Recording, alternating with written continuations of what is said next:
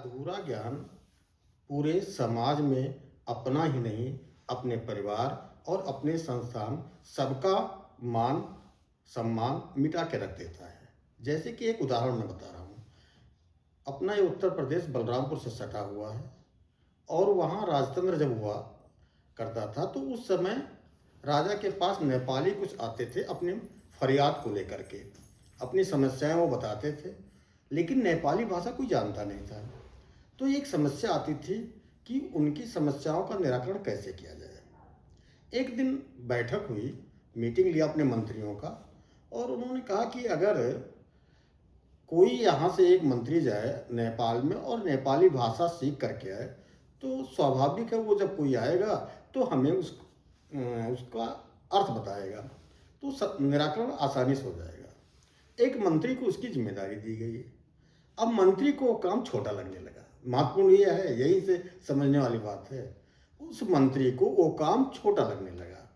फिर उसने एक कर्मचारी को बुलाया और उसको 2 सोने की असरफियाँ दिया और कहा कि ये लो अपना खर्चा और तुम जाओ नेपाल में नेपाली भाषा सीख करके आओ। वो चल दिया।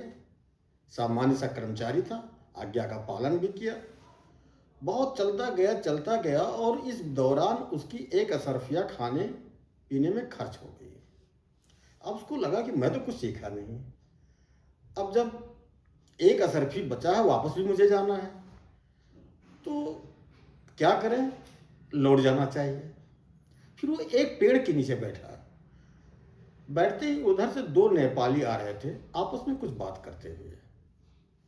उसमें से एक ने कहा, आपस में बातचीत के दौरान ही उसने कहा बसनहोस। उसको लगा अरे बसनहोस तो मैं भी कह लेता हूं, कितनी सरल भाषा है। और इसी बातचीत के दौरान दूसरे नेपाली ने फिर कहा रामरो भयो। तो इसने भी मन में बोला कि रामरो भयो। इसको लगा अरे बसनहोस रामरो भयो मैं भी बोल लेता हूं, और मुझे 2 असरफियां मिली थी, अब 2 चीज मैं सीख गया और अब मैं वापस चलता हूं। अब ये वापस जब आया तो इसका कार्यालय अलग बनाया गया। इसका बड़ा सम्मान हुआ कि ये भाषा सीख करके नेपाली आ गया है। कुछ दिन के बाद एक नेपाली आया जिसका गधा खो गया था। तो लोगों ने कहा कि अब वो मंत्री जी के पास जाओ, जो कर्मचारी है उसके पास जाओ, अपनी भाषा में वही उत्तर आपका जवाब देंगे। वो गया और उसके पास कहा आमरो रांगो हेरायो छा। बोला आमरो रांगो हेरायो छा, मतलब मेरा गधा खो गया है। अब उसको पहला शब्द तो याद आया। उसने कहा वही ठोंक देते हैं। उसने कहा बसनहोस।